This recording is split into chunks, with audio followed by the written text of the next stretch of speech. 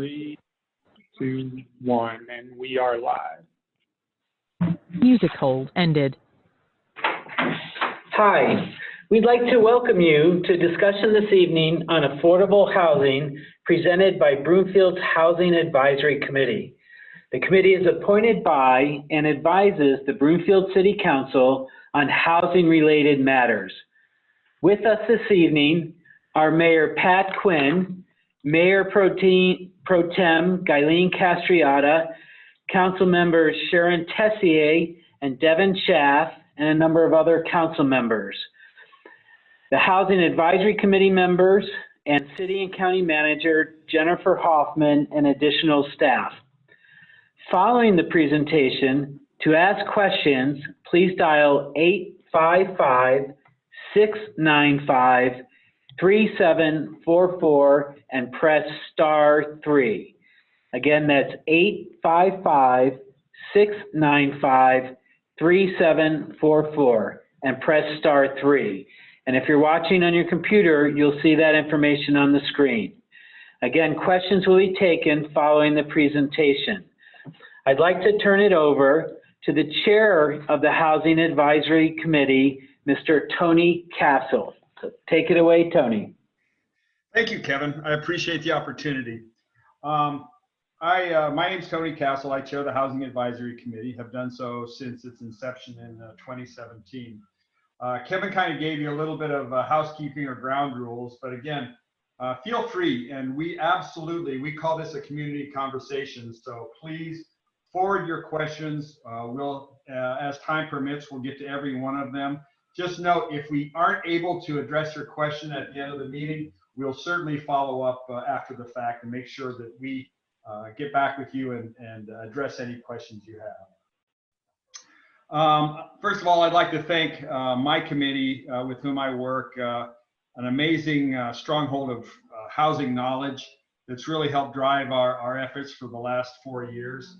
I'd also like to thank Mayor Quinn, Mayor Pro Tem Castriata, and the entire City Council. They've been tremendously supportive as we drive our efforts toward helping Broomfield understand and deal with the housing, affordable and attainable housing issues today and into the future.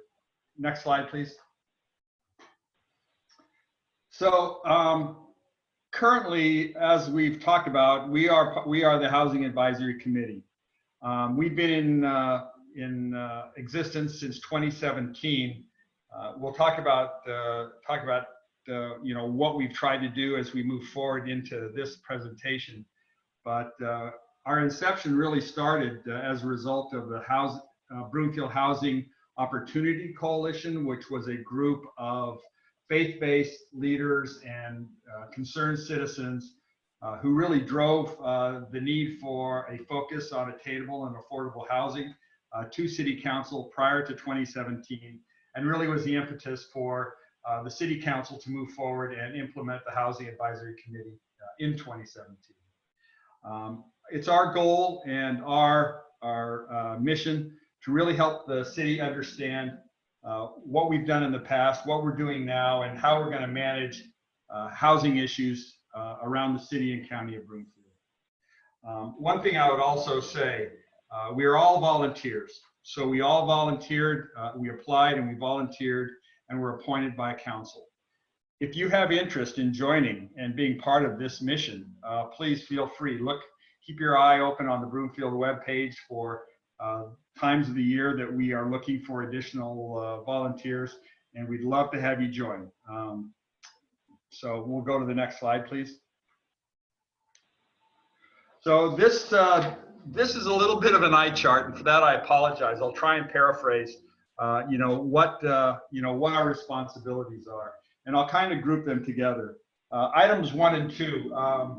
We're going to try and understand, what the city and county has done in the past, and then address how we can move forward into the future with structuring housing programs and policies to support attainable and affordable housing. Items 3, 4, and 5, we're going to identify the goals and objectives for the Housing Advisory Committee and for City Council and what we can do together. We can begin to focus on projects coming to the city and county of Broomfield for affordable components and see how we can encourage developers to make affordable and attainable housing part of their projects. And it's important to understand that we want to do this as early as possible for those developers so that they can plan to implement an affordable strategy in their projects as early in the process as possible, so there's no surprises at the end of their development or their discussions with the city. Items 6, 7, and 8, we want to establish and implement a budget for the Broomfield Housing Advisory Committee and for City Council regarding housing programs. Obviously, this is a very cost-intensive issue that we're dealing with. So we want to be able to make sure that we have a plan and a process in place to help us develop, to have money and resources available to help us take advantage of opportunities when they arise. And we want to continue to cooperate and collaborate with groups such as the Housing Opportunity Coalition and groups in Broomfield that are nonprofits such as Broomfield Fish. I will say that Broomfield Fish, which you probably may know for many years, was very solid in terms of providing food and resources for our neighbors in need.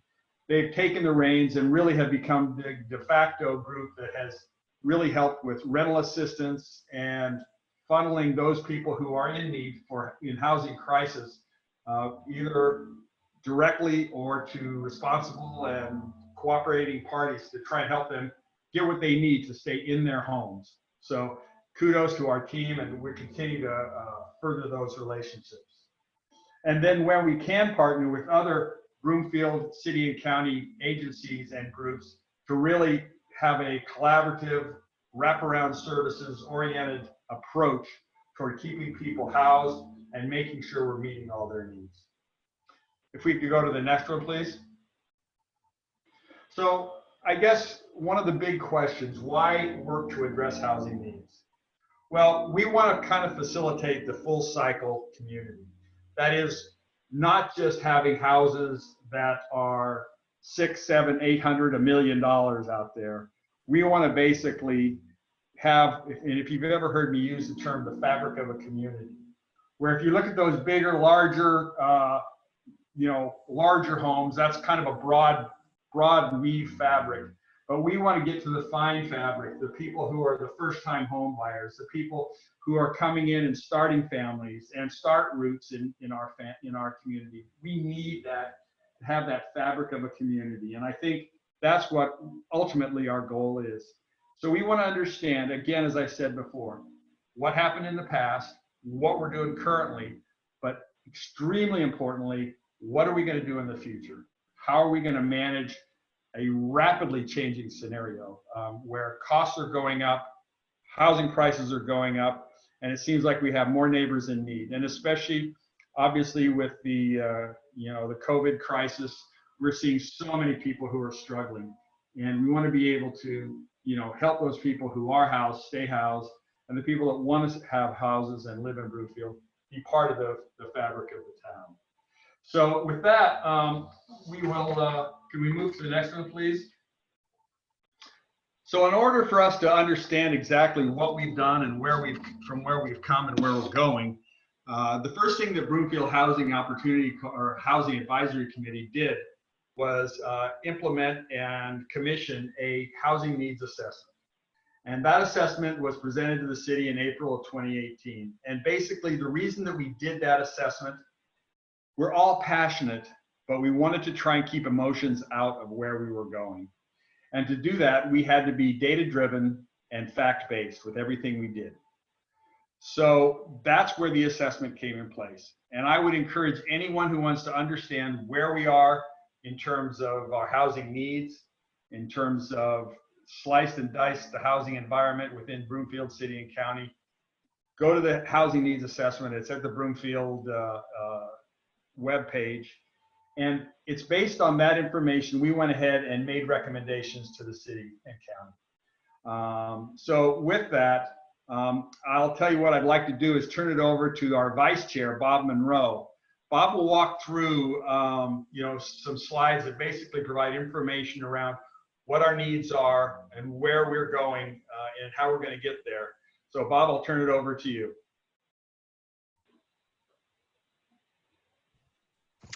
Thank you, Tony. My name is Bob Monroe, and I've been on the Housing Advisory Committee since 2017, and I was one of the early, if not original, members of the Housing Opportunity Coalition, and I really appreciated that opportunity.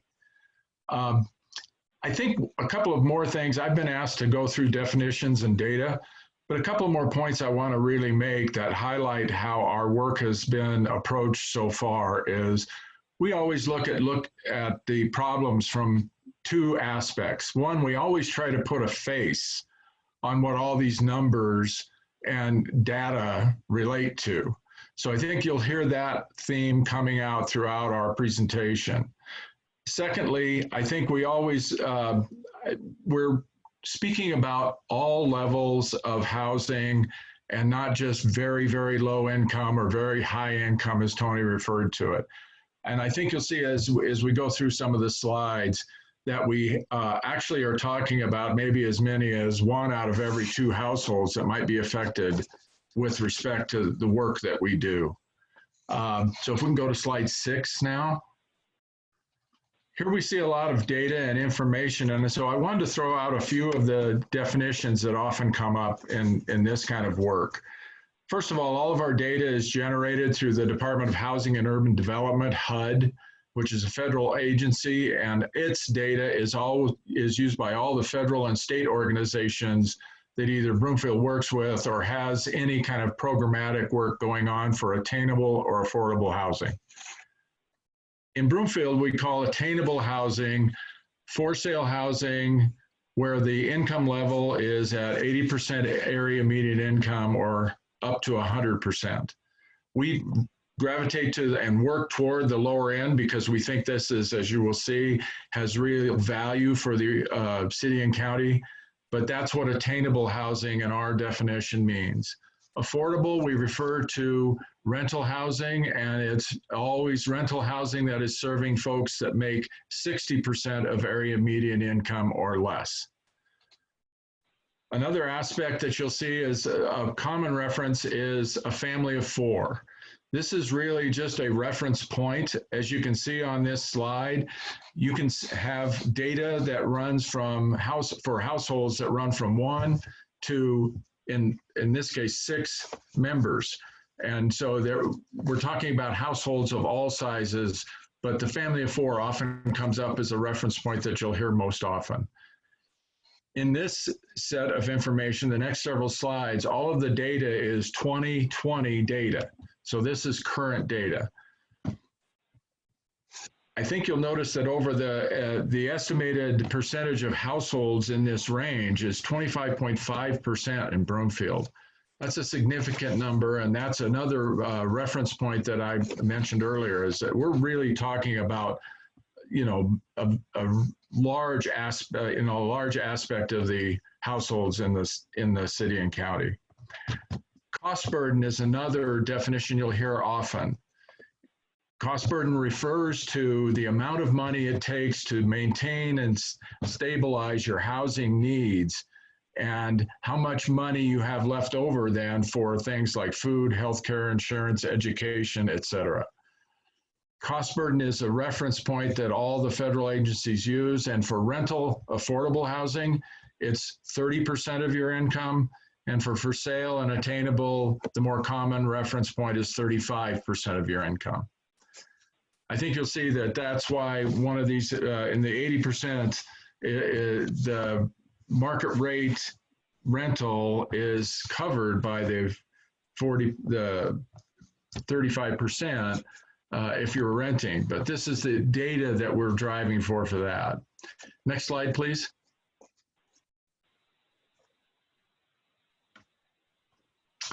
Next slide, that first section is very much what I want to talk about when I talk about putting a face on the data. These are some identified jobs that a person making 80% of AMI might have. Now, this is single individual. I mean, this is an individual, If you've got a 2-earner household, that might be different. There might be 2 of these kind of jobs, but if you're single, this is the range and the type of jobs you would have. Limited supply, the biggest issues for this group is a limited supply of housing in this range, limited supply of down payment assistance for housing purchases. And as we've all seen over the last 6 months for sure, but even ups and downs in the economy, saving for a down payment is more and more difficult when housing prices increase the way they have. Next slide, please. Now we move into the affordable or rental. You can see the incomes have changed, especially for a family of 4. It went from 80,000 to 60,000. But in this particular range, just the 60%, it's 16% of the households in Broomfield. 2-bedroom rent is, market rent is $1,619. Well, the maximum in the calculation methodology for a family of 4 is only $1,350. So that differential is something that the family has to make up unless there's programs that can help them sustain themselves without having to make those choices about other costs. Next slide, please. Here again, I wanted to point out some of the jobs and positions that these earners may have. And as you can see, these are the core employment areas for our community: elementary and high school teachers, firefighters, police, etc. I think what's really interesting in this group is that you're also talking about the potential for having 2-earner households. And these folks have even greater issues to deal with because of especially now, the COVID and the education-related circumstances. So, in moving down to some of the issues, you can see that apartments might cost as much as 40% of their monthly income, again, stressing them to make decisions about other uses. And there is a limited supply of the apartments that would actually have affordability to what they have. Next slide, please. Now we come to what's typically noted as the lowest income level, 30% AMI or less, $30,000 for a family of 4. Again, you can see the range of differential is almost $1,000 between a market rate rent and what is calculated to be what's affordable for that group. What I do want to point out is when you take this 8% and the other 16+%, you aggregate to almost another 25% of the whole of Broomfield's households. So we're talking about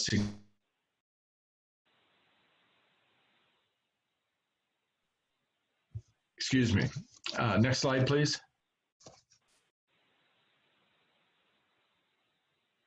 Here are some of the wage earners that can be involved here. And I want to point out that second to last bullet where this group has, over the last 6-8 months, has really been impacted: food service, wait staff, and kitchen staff. As we all know, they've been impacted greatly. But I think the key here is that we're also talking about seniors.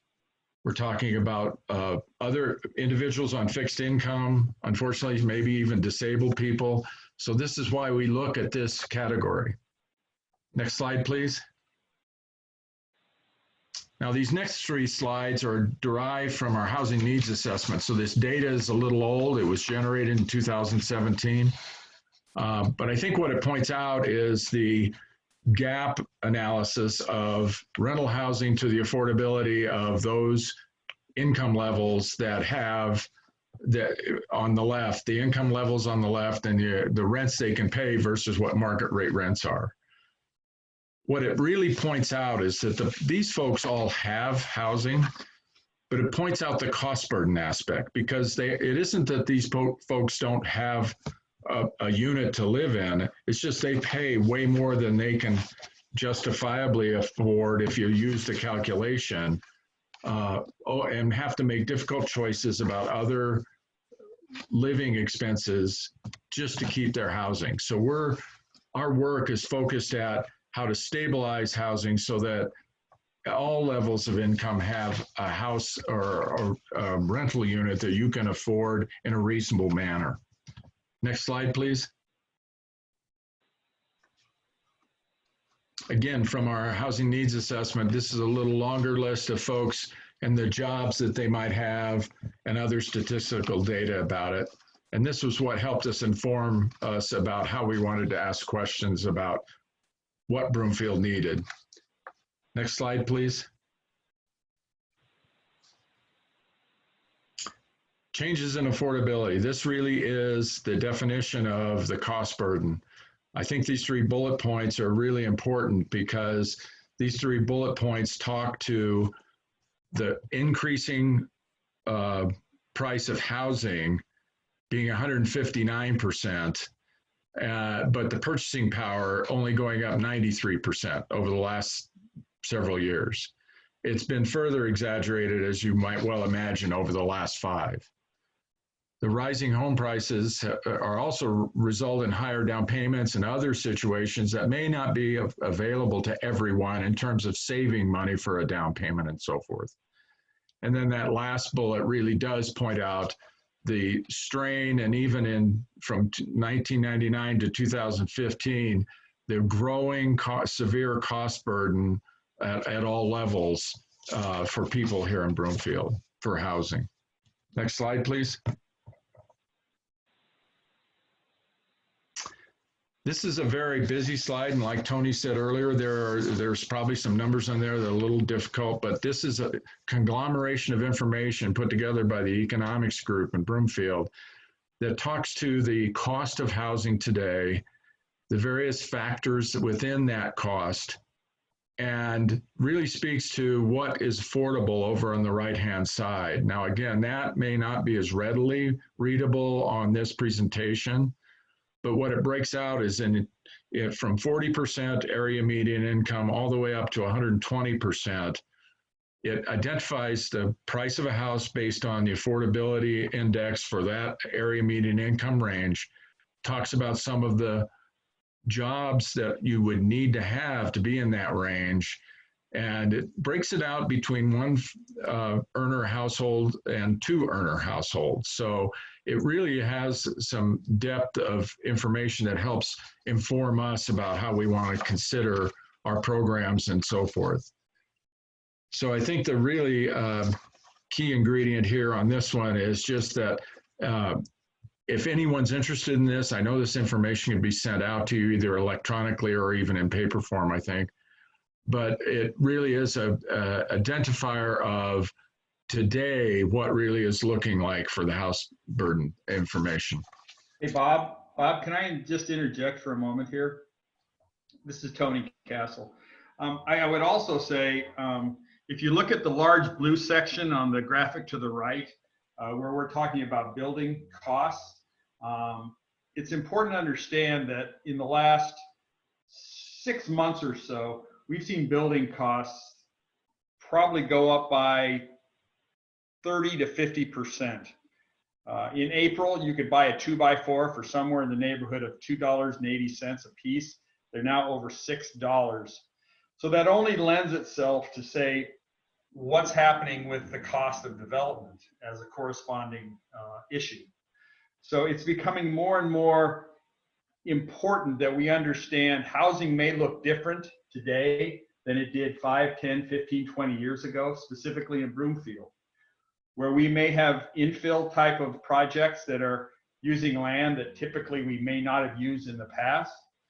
We may see additional increases in density because it's becoming more important for developers to maximize the use of the land that they do have. And keep in mind that this is not just an issue that's happening in Broomfield.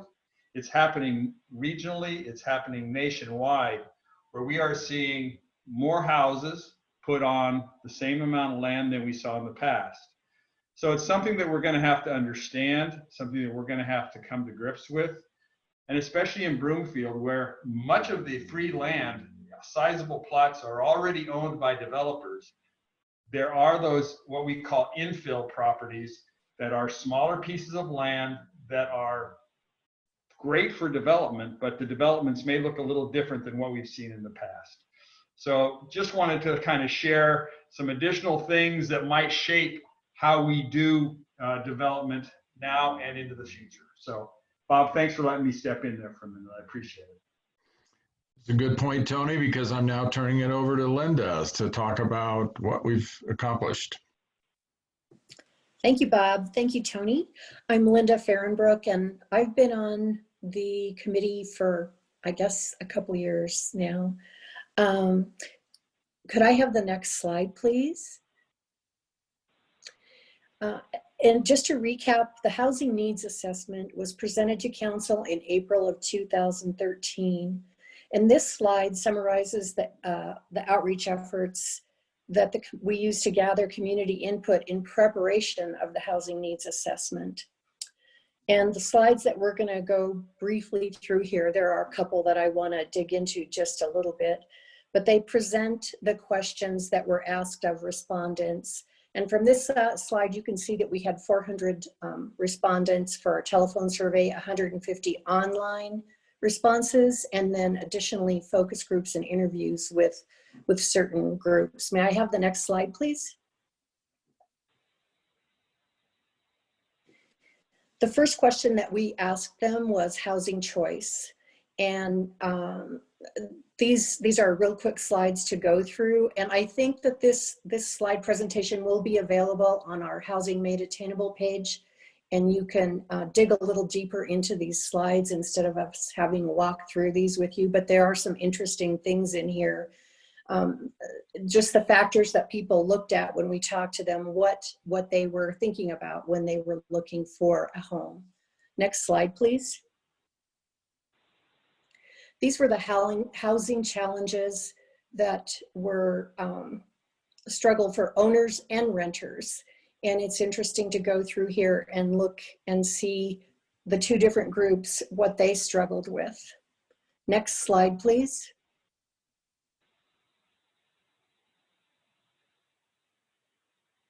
Future housing choices. This to me was a very interesting slide.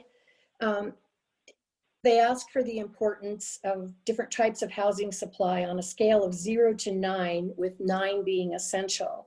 And the top 5 types of housing identified in our respondents was housing for middle-class families, housing affordable to residents working in Broomfield Public Service, like librarians and teachers, housing that meets the needs of residents who are losing mobility and need housing with no stairs, housing affordable to residents working Broomfield retail jobs like grocery stores. And then lastly, we had a tie for that last top 5 spot. It was starter homes for first-time homebuyers and housing affordable to residents living on a fixed income. And you can see how some of these housing choices tie back to the information that Bob presented. Next slide, please. This to me was a real interesting slide. Our respondents were asked what type of housing would be appropriate in their own neighborhoods.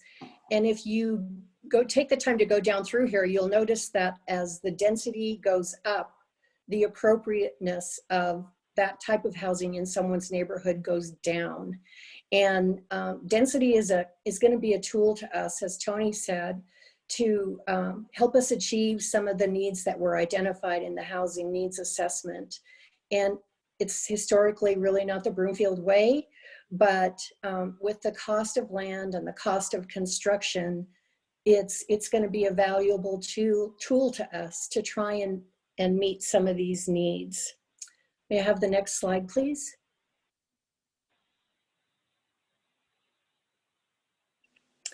We had focus groups that were held consisting of older adults, real estate professionals, and service providers. And I think it would be best, I don't want to go through these now, but again, I think if you really want to dig into this, it would be worth your time to just look through these quickly later on following our presentation. May I have the next slide, please?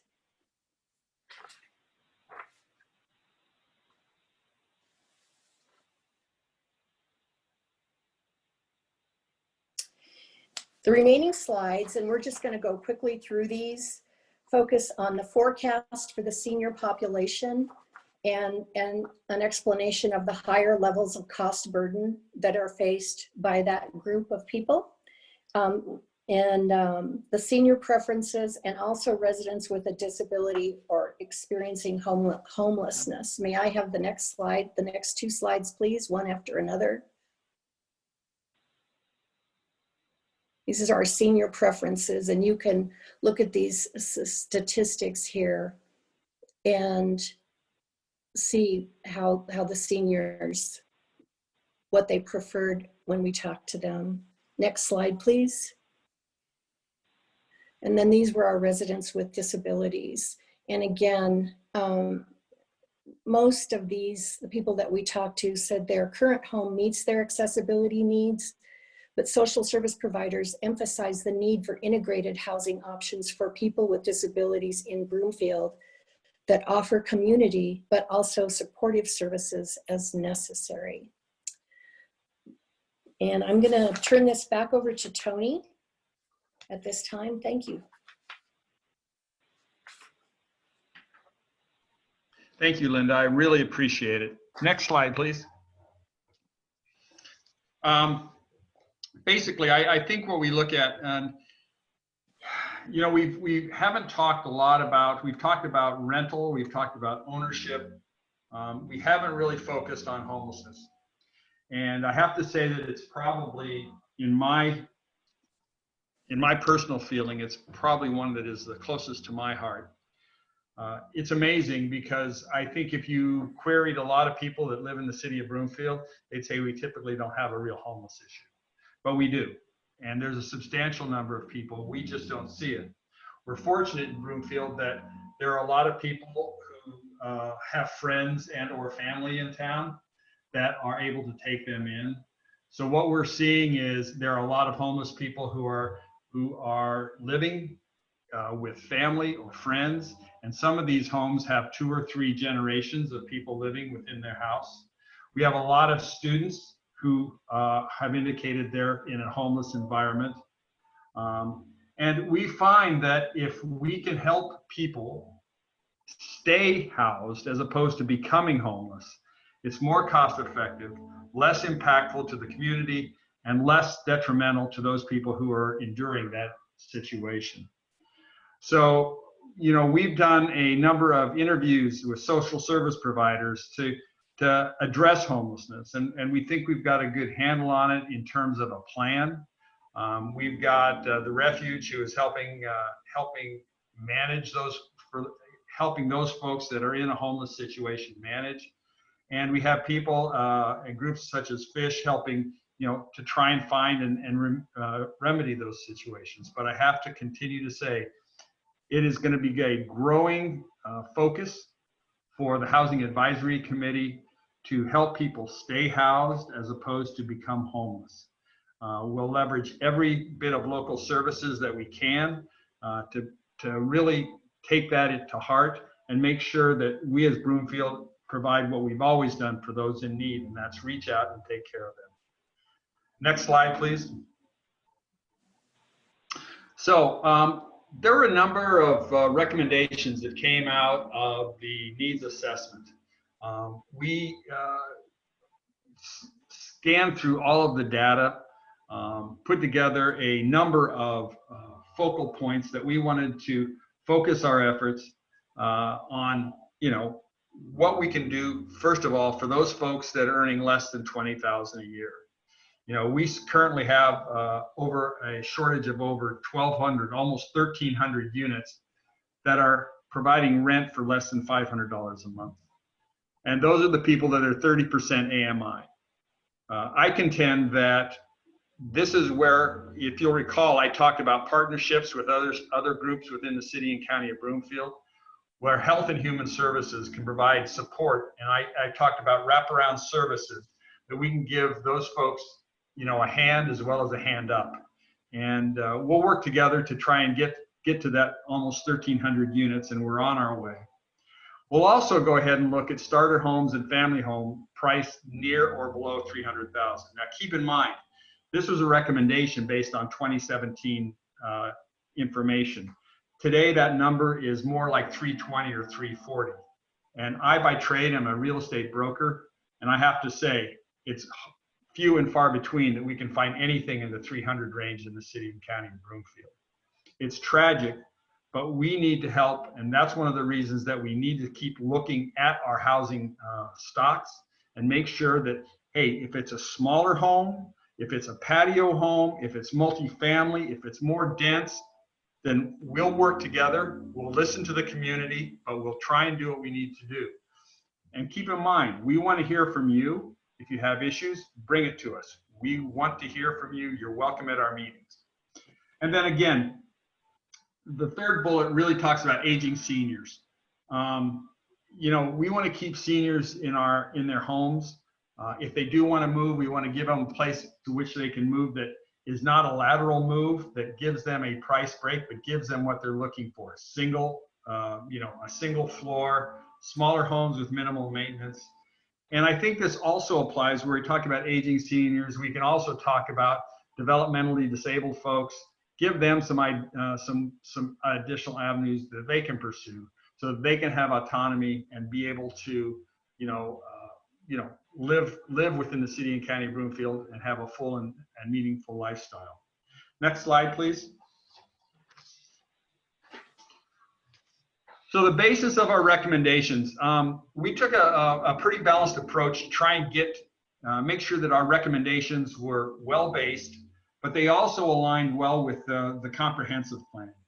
And the comprehensive plan is a long-term plan the city and county of Broomfield uses to identify what the initiatives are for Broomfield as we move into the future. We focused on two primarily. Number one, the item B there, maintaining housing affordability and attainability. Well, we've talked about that thus far. I think you know that that's our focus. We want to make sure that we have an adequate supply. It is really a quality product and that is available to those lower income households. And then we have item C, diversity of housing types and ownership options. So if people want to rent, that's fine. If people want to purchase, that's fine. But we want to make sure that we serve a broad spectrum of those people that want to live in the city and county and call Broomfield home. So I think what we've tried to do with the recommendations, and we'll walk into them in just a moment, is to really leverage the information that BBC, which was our consultant that helped us put together that assessment, and develop thoughtful, meaningful suggestions and recommendations to city and county that we can use as a roadmap as we move off into the future. If I can have the next slide, please. So recommendation number one, basically, in this situation, we want to try and streamline, planning processes, zoning code, so that we can make it more attractive and appealing for developers to come in and do affordable housing. We want to provide some type of a formalized incentive program so that everybody understands exactly what we're offering in terms of trying to encourage them to build affordable housing. Again, we want to make sure that our products that we're developing are diverse. So we're trying to attack that what we call missing middle, those middle wage earners who honestly make a very substantial amount of money in terms of earnings, but still don't have enough money to get into a house. And again, it may be, those developments may look a little different than what we've seen in the past. Small lots, patio homes, multifamily. But again, anything we can do that fits within the community and looks good and works well and still meets the requirements of attainable and affordable. We also want to look at possibly leveraging accessory dwelling units, ADUs. You may understand them as, a granny flat or a casita, but this is essentially important, and I'll give you a couple of examples.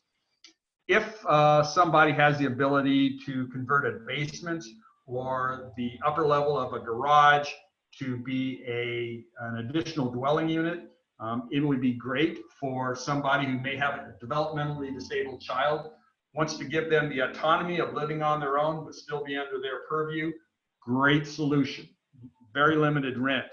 It could be the situation where you have an older couple who wants to wants to get out of their existing house, but maybe move into something smaller, move into their ADU on the property, and then let their kids live in their house. So again, it's just trying to be creative and thinking out of the box on what we can do. And then again, of course, for those folks who are disabled physically, to make, encourage accessible and visitable properties in terms of streamlining that process for developers. And if we have to, we'll do fee waivers, or we'll give them some type of, support in terms of making it advantageous for them to pursue that type of development. Next slide, please.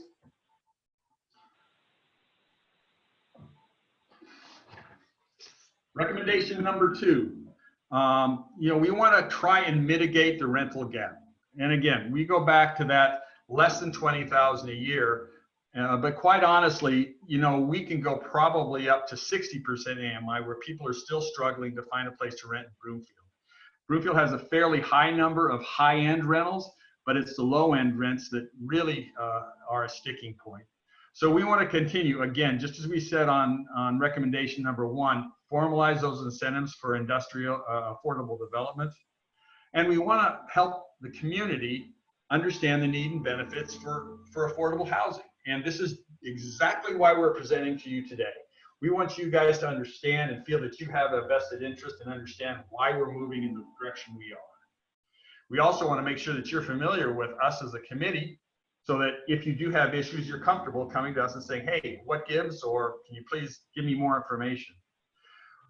One thing we've had a lot of luck with is encourage low-income tax credit housing, or LIHTC development.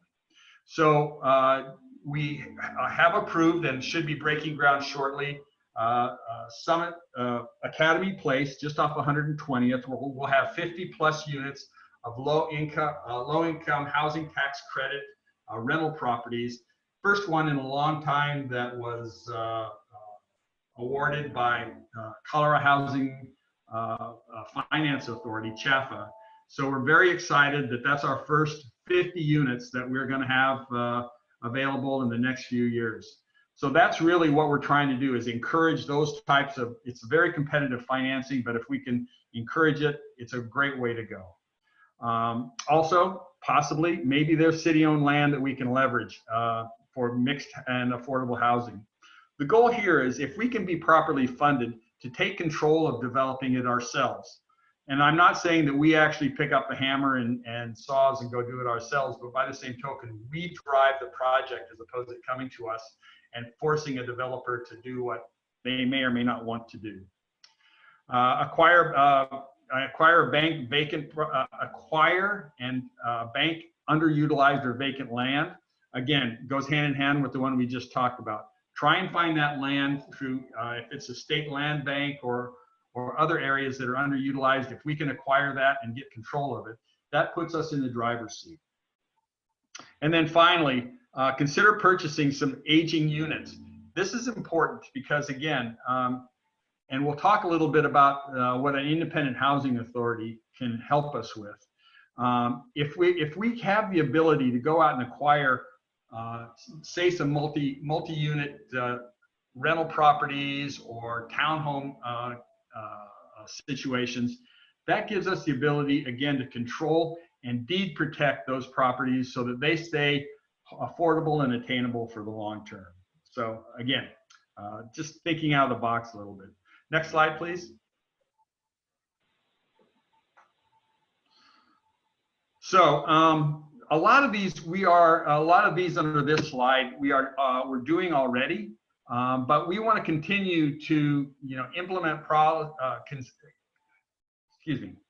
consider implementing policies and programs to help with the diversity and home ownership affordability. We're already doing home rehab programs through our CDBG, which is Community Development Block Grants, in cooperation and combination with the federal government. We're also considering doing some loan plans where we can help get home improvement funds in exchange for a first-time home buyer upon sale. These are situations where it's similar to Habitat for Humanity, where sweat equity can be put into a house and they can own. Again, we talked about banking underutilized property. We can, again, address the variety of housing types. But basically, you can see what we've done here is look at different types of options and in the whole, really functionally give ourselves a lot of different things to look at that we typically haven't looked at in the past. Next slide, please. So this is a little bit of a sensitive item, but it's something that we have to take into account.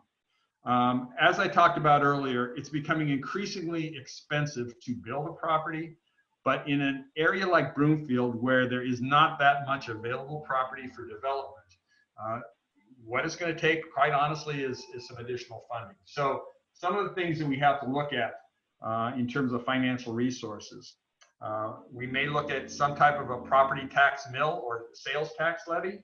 And again, that would go before the voters. And if they want to do that, that's the way we pursue. But again, it's something to consider.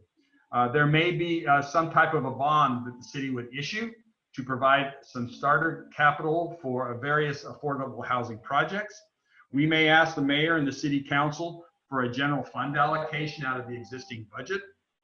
But one of the things that we found is very realistic, and it's actually happening today, is ask developers to either give us the affordable housing units, or if not, based on a formula, provide us cash in lieu.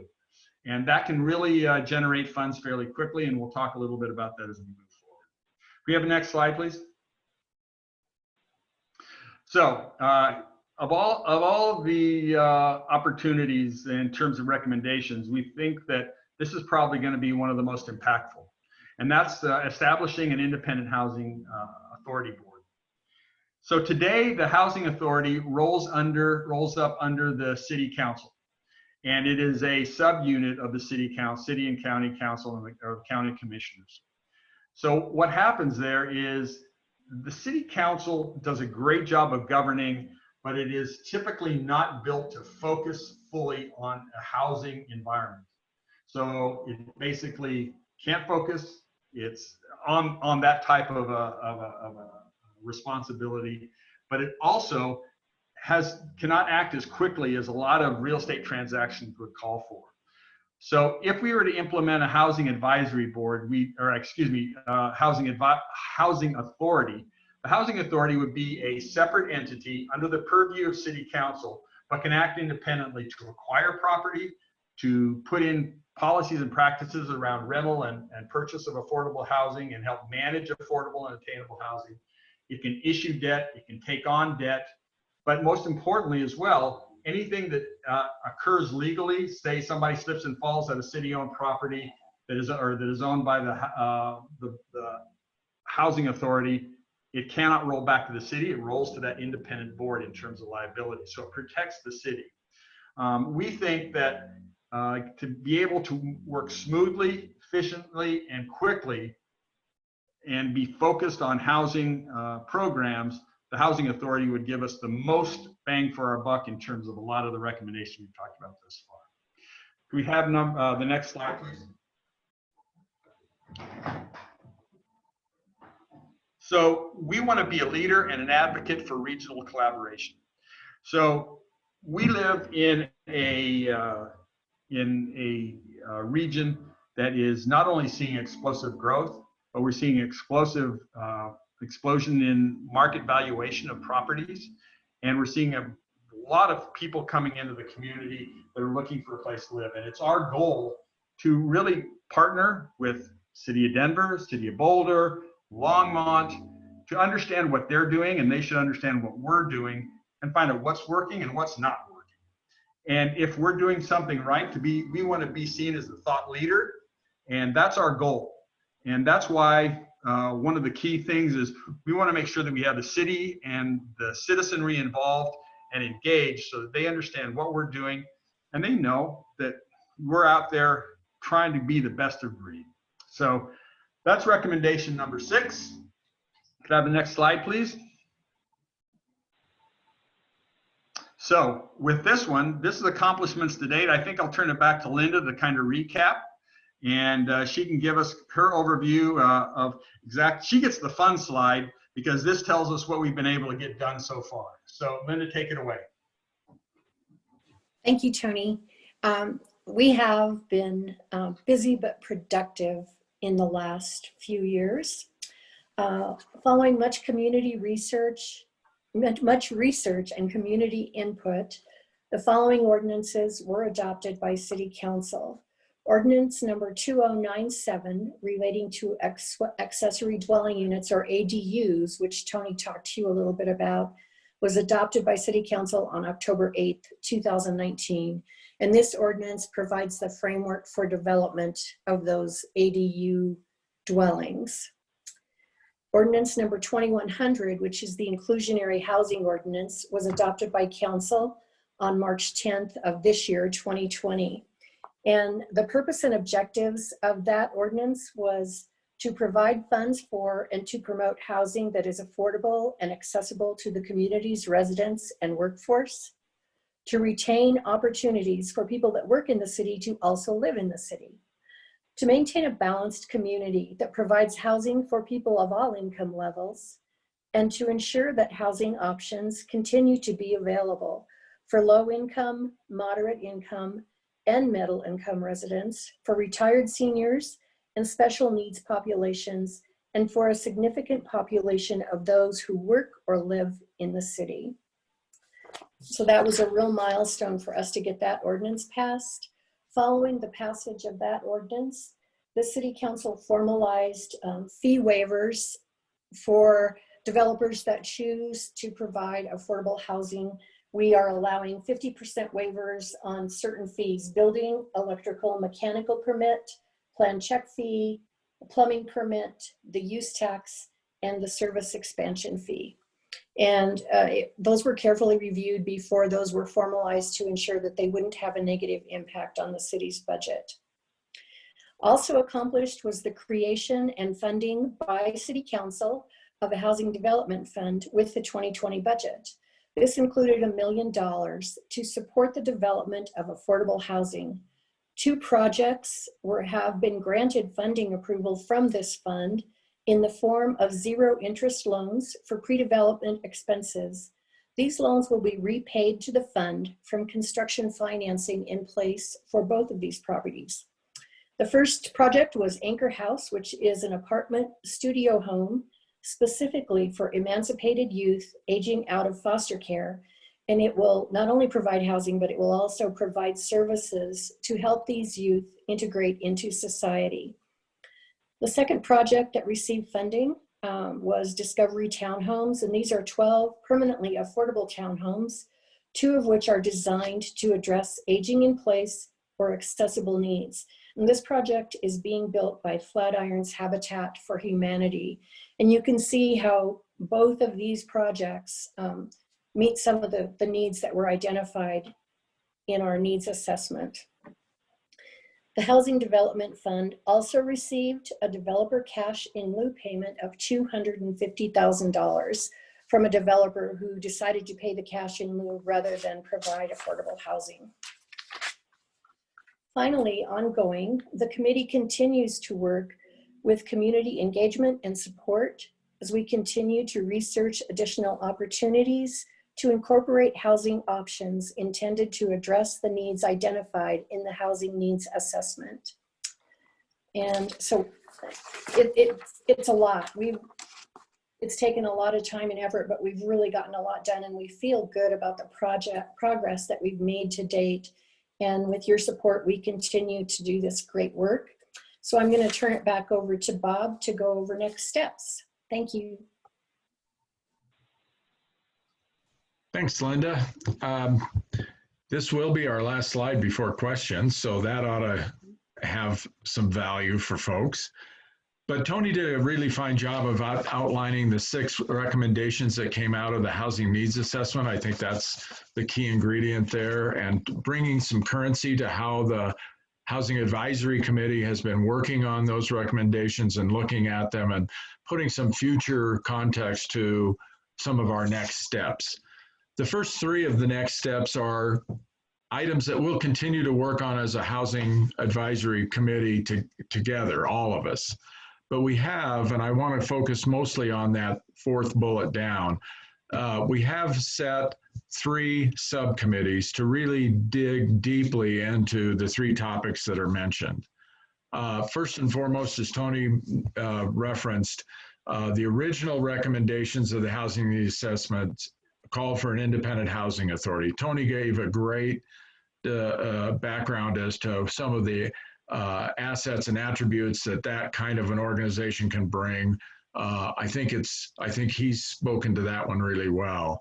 Our next one is the programs for fund uses and financial stability. This is really, for lack of a better term, a budgeting function where the organization, the Housing Advisory Committee, will sit down and look at how the organization's funding is put together and what is the best use to reach the most folks with that money. How can we build new units? How can we keep people in their housing?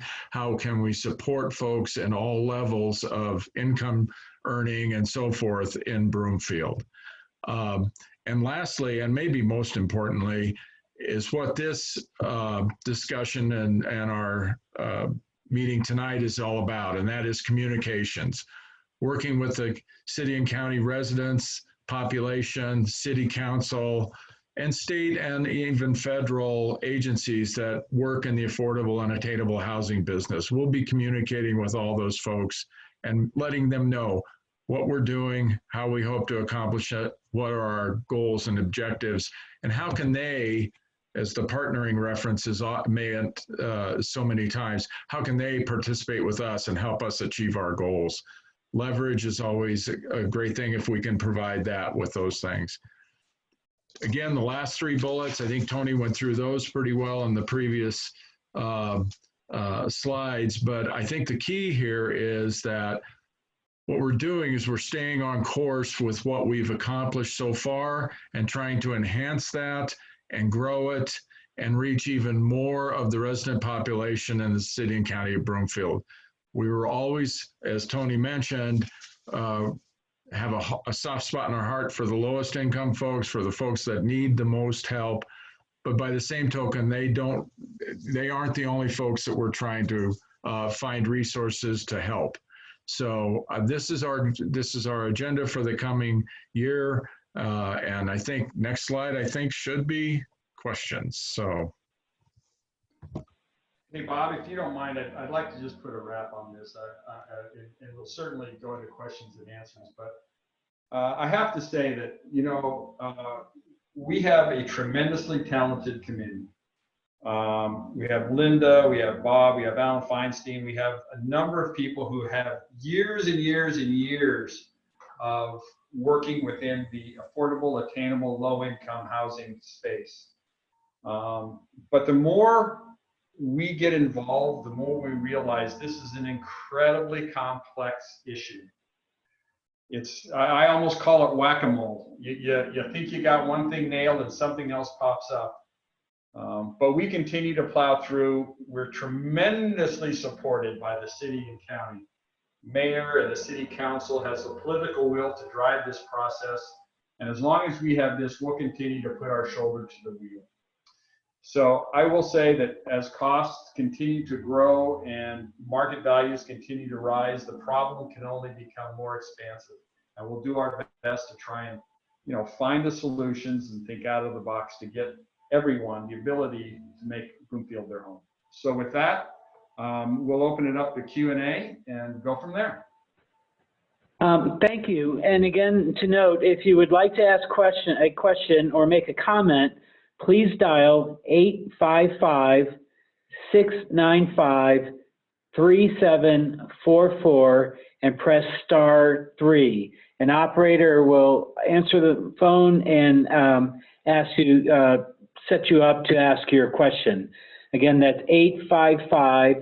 855-695-3744 and then press *3.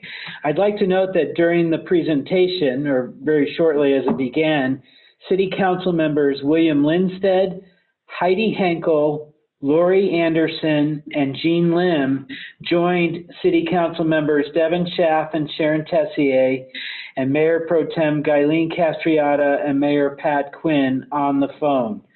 We would ask for a moment, City Council member Sharon Tessier, who is one of the liaisons between the City Council and the Housing Advisory Committee, will make a few remarks. And then while you have the opportunity, please dial 855-695-3744 and press *3. Councilmember Tessier? Thank you. Can you all hear me okay? Yep.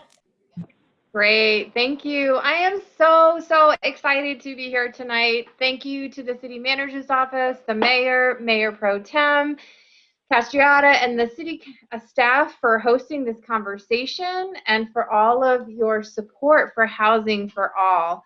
I also want to thank the Broomfield Housing Advisory Committee, known as BHAC, for making the time to share what they've been through, where they were, where they are now, and where they're going. As you have seen, this committee is a wealth of knowledge, and Broomfield is blessed to have their wisdom. So fantastic presentation. I've been attending the Housing Colorado conference for the last 2 days, so this is super fresh in my heart, in my head, and my soul, and I want to honor one of my greatest, researchers in this field, Tiffany Manuel, who has been an incredible forerunner in the housing world, and she inspired me to share a lot of what I'm saying to you now tonight. And BHAC's presentation tonight just solidifies my inspiration. So Housing for All is crucial for maintaining a thriving and diverse community. When we begin to look at the community as a holistic collective of systems, we begin to see how each system impacts the other. And when one system is out of balance, it creates a domino of imbalances within the whole. So housing is one of those topics that when we think about it, relates just about to every single human aspect around health, safety, and welfare. So in our research surrounding community and housing, the whole is greater than the sum of its parts, and the whole creates a synergy and a symbiotic consciousness that clearly demonstrates the need for all members of the community to find themselves in this conversation tonight. So maybe you found yourself in this opportunity and the potential to make Broomfield the best it can be. Hopefully you recognize where you came into the story of housing. If you're concerned about preventing evictions during COVID, this is where you came in. If you are concerned about our youth aging out of foster care and want to give them a brighter future by preventing them from being sex trafficked, then this is where you come in. Maybe you are concerned about environmental sustainability, looking for ways to use reclaimed materials to redesign and rethink housing options, as well as housing availability and accessibility, while partners in the community find ways to produce, procure, and preserve housing for everyone. You were just made aware of the 220 seniors living in Broomfield who are severely cost burdened, meaning they're spending over 50% of their income on rent. Some seniors are spending upwards of 85% of their income on rent, leaving them with no money for food, utilities. Some seniors cut their medication in half without doctors knowing and do not take the proper dosage because they can't afford to take medication and live in their apartment. Some forego their medication altogether.